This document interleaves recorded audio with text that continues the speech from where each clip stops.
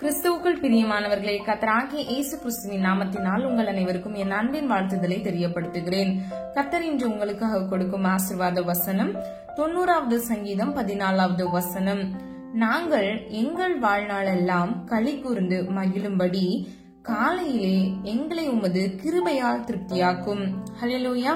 பிரியமானவர்களே, அதிகாலையில் கர்த்தரை தேடுகிறவர்கள் அவரை கண்டடைகிறார்கள் என்பதை நாம் நீதிமொழிகள் 8வது அதிகாரம் 17வது வசனத்திலிருந்து 21வது வசனத்தில் நம்ம பார்க்கிறோம். அது மாத்திரமல்ல, என்னை சிநேகிக்கிறவர்களை நான் சிநேகிக்கிறேன் என்று கர்த்தராகிய இயேசு கிறிஸ்து சொல்லுகிறார். பிரியமானவர்களே, நீங்க கர்த்தரை சிநேகித்தீங்க, நீங்க அவர் மீது உங்களுடைய முழு ஆத்மாவோடு, முழு பலத்தோடு, முழு இருதயத்தோடு நீங்க அன்பு கூர்ந்தீங்க அப்படின்னா கர்த்தராகிய தேவன் உங்களுக்கு கிருபையால் உங்களை திருப்தியாக்குவார். அது மாத்திரமல்ல, நீங்கள் வாழ்நாள் எல்லாம் திருப்தியாகி சந்தோஷமாக இருப்பதற்கு நீங்கள் அதிகாலையில் நீங்கள் கர்த்தரை தேட வேண்டும். அதிகாலையில் நீங்கள் தேடும் பொழுது அவர் உங்களுக்கு புது புது கிருபையினாலும் நன்மையினாலும் உங்களை திருப்தியாக்குவார். ஆதார வசனம் புலம்பல் 3வது அதிகாரம் 22வது வசனத்திலிருந்து 23வது வசனம். நாம் நிர்மூலமாகாதிருக்கிறது கர்த்தருடைய கிருபையே, அவருடைய இரக்கங்களுக்கு முடிவில்லை. 23வது வசனம். அவைகள் காலைதோறும் புதியவைகள், உமது உண்மை பெரியதா இருக்கிறது. ஹல்லேலூயா. பிரியமானவர்களே, இந்த வசனத்தின்படி நாம் நிர்மூலமாகாமல் இருப்பது கர்த்தருடைய பெரிதான கிருபை. உங்களுடைய வாழ்க்கையில போராட்டங்கள், பிரச்சனைகள் எத்தனையோ வந்த போதும் நீங்கள் இன்றும் விழுந்து போகாதபடிக்கு, சாத்தானுடைய கைக்கு உங்களை ஒப்புக் கொடுக்காதபடிக்கு கர்த்தர் உங்களை காத்து கொண்டிருக்கிறார். அவர் உங்களுக்கு கேடகமாகவும் மறைவிடமாகவும் இருக்கிறார். ஹல்லேலூயா. பிரியமானவர்களே, கர்த்தருடைய கிருபையே உங்களை தாங்கி வழிநடத்துகிறதா இருக்கிறது. அது மாத்திரமல்ல, அவருடைய இரக்கங்களுக்கு முடிவில்லை. இந்த வேதத்துல பாத்தீங்க அப்படின்னா, வேதத்தில் தாவீதுக்காக கர்த்தர் மனம் இறங்குகிறத நம்ம அறிந்து கொள்கிறோம். எத்தனையோ பிரச்சனைகள், போராட்டங்கள் சவுலின் நிமித்தமாக தாவீதின் வாழ்க்கையில் வந்த பொழுதும் கர்த்தரை நோக்கி அவர் விண்ணப்பம் பண்ணினார். விசுவாசத்தோடு கர்த்தருடைய சமூகத்தில் அவர் காத்திருந்தார். அதன் விளைவாகவே அவர் ராஜாவாக முடிசூடப்பட்டார். ஹல்லேலூயா. தாவீதுக்கு விரோதமாக வந்த சவுலும் அவருடைய போர் சேவகர்களும் முறியடிக்கப்பட்டார்கள். பிரியமானவர்களே, இன்னைக்கு நம்முடைய வாழ்க்கையில கூட இந்த காலை வேளையில கர்த்தர் உங்களுக்கு உறுதிப்படுத்த விரும்புகிறது. காலையில் நீங்கள் அவரை தேடும் பொழுது அவருடைய கிருபையினால் உங்களை அவர் திருப்தியாக்குவார். அது மாத்திரமல்ல, ஜீவிய காலமெல்லாம் உங்களுடைய வாழ்க்கை இந்த உலகத்தில் எத்தனை நாட்கள் உங்களுக்கு கொடுக்கப்பட்டதோ அது நமக்கு தெரியாது. ஆனா கர்த்தர் எல்லாவற்றையும் அறிந்து ஆராய்ந்திருக்கிறார். ஹல்லேலூயா. அறிந்து ஆராய்ந்து எண்ணி முடியாத அதிசயமான காரியங்களை, ஆச்சரியமான காரியங்களை நம்முடைய வாழ்க்கையில் செய்ய வல்லவர். நாம் ஆராதிக்கும் தேவன் உண்மை உள்ளவராய் இருக்கிறார். அவருடைய உண்மை பெரியதா இருக்கிறது என்பதை நம்ம இந்த வசனத்தின் மூலம் அறிந்து கொண்டோம். பிரியமானவர்களே, நம்ம ஒவ்வொரு நாளும் அதிகாலையில் எழும்பி கர்த்தரை நாம் தேட வேண்டும்.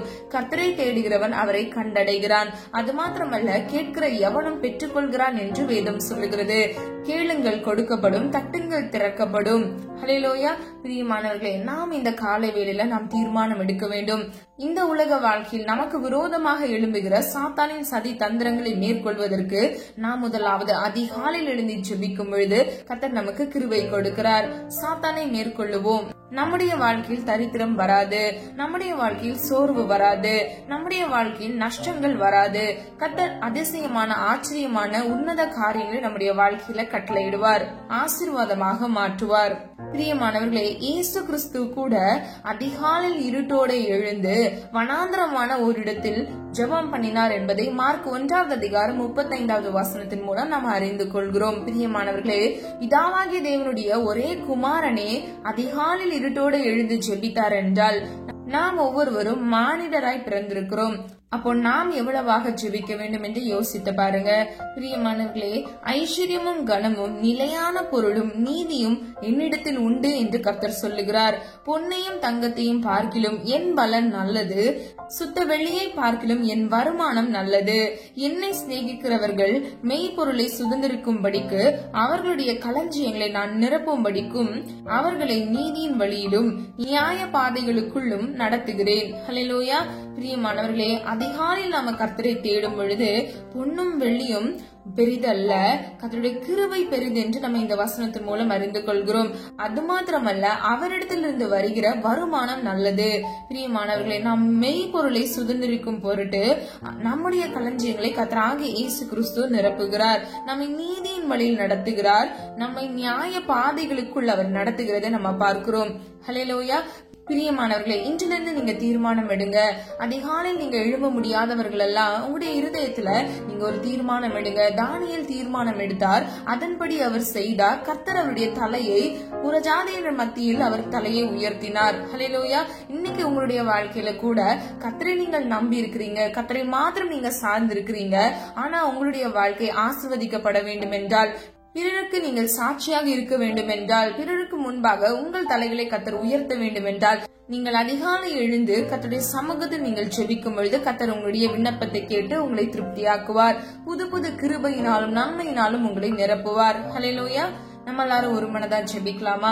அன்பின் பிதாவே, அப்பா, எங்கள் ஒவ்வொருவரையும் அது கரத்தில் ஒப்பு கொடுக்கிறோம். இந்த காலை வேலைக்காக நன்றி செலுத்துகிறோம் அப்பா. இந்த காணொலியை கேட்டுக்கொண்டிருக்கிற ஒவ்வொரு பிள்ளைகளுடைய வாழ்க்கையில அப்பா, நீர் அற்புதத்தையும் அதிசயத்தையும் காண கிருபை செய்யுங்க. அறிந்தும் அறியாமல் செய்த தவறுகளை மன்னிங்க. உம்மால் கூடாத காரியம் ஒன்றுமில்லை ராஜா. சகலத்தையும் நீர் உருவாக்கி, நீர் உடைய வார்த்தையினால் உருவாக்கி இருக்கிறீரப்பா. ஆண்டவரே, அதிகாலையில் உம்மை தேடுகிறவர்கள் உம்மை கண்டடைவார்கள் என்று சொன்ன வசனத்தின்படி அப்பா, நாங்கள் தேடும் பொழுது உம்மை கண்டடையத்தக்க நீர் எங்களோடு அப்பா, மோசையோடு நீர் முகமுகமாய் பேசினது போல நீர் பேச போகிறீர். அதற்காக உமக்கு நன்றி செலுத்துகிறோம். தேவையோடு இந்த காணொலியை பார்த்து கொண்டிருக்கிற ஒவ்வொரு பிள்ளைகளின் தேவைகளை இயேசுவின் நாமத்தினால் சந்தித்து ஒவ்வொரு பிள்ளைகளையும் நன்மையினாலும் கிருபையினாலும் திருப்தியாக்குங்க தகப்பனே. உம்முடைய உண்மை பெரிதாய் இருக்கிறது ஆண்டவரே. அப்பா, எங்களுடைய வாழ்க்கையில கூட அப்பா உண்மையும் உத்தமமாய் நடந்து வாக்குத்தத்தம் பண்ணின ஜீவ கிரீடத்தை நாங்கள் ஒவ்வொருவரும் சுதந்திரித்துக் கொள்ள இயேசுவின் நாமத்தில் அவர் கிருபை உண்டாவதாக. உமக்கு பிரியமானதை செய்ய எங்களுக்கு கற்றுத்தாங்கப்பா. உம்முடைய சித்தத்தின்படி நடக்க கிருபை செய்யுங்க தகப்பனே. வலது இடதுபுறம் சாய்ந்து விழுந்து விடாதபடி கர்த்தருடைய நித்திய பரிசுத்த வழியில் நடக்க கர்த்தர்தாமே கிருபை செய்வீராக. உம்மை நோக்கி கூப்பிடுகிற யாவருக்கும் ஆண்டவரே நீர் செவி கொடுக்கிறவராய் இருக்கிறீர் தகப்பனே. உம்மை நோக்கி நாங்கள் கூப்பிடுகிறோம், ஒரு மனதாய் ஜெபிக்கிறோம் தகப்பனே. ஒவ்வொரு பிள்ளைகளையும் இயேசுவின் நாமத்தில் ஆசீர்வதிக்கும்படியாய் ஜெபிக்கிறேன். நெடுநாள் காத்திருப்பது இருதயத்தை இழைக்க பண்ணும், விரும்பினது வரும்பொழுது அது ஜீவ விருட்சம் போல் இருக்கும் என்று சொன்ன வசனத்தின்படி உம்முடைய பிள்ளைகளுடைய சமூகத்துல அப்ப நெடுநாள் காத்திருந்து ஜெபிக்கிற ஒவ்வொரு விண்ணப்பங்களுக்கும் இயேசுவின் நாமத்தினால் ஆமென் என்று பதில் கொடுக்கும்படியை ஜெபிக்கிறேன் தகப்பனே. மனிதனால் இது கூடாததுதான், என் தேவனால் எல்லாம் ஆகும் என்று வேதம் சொல்லுகிறது.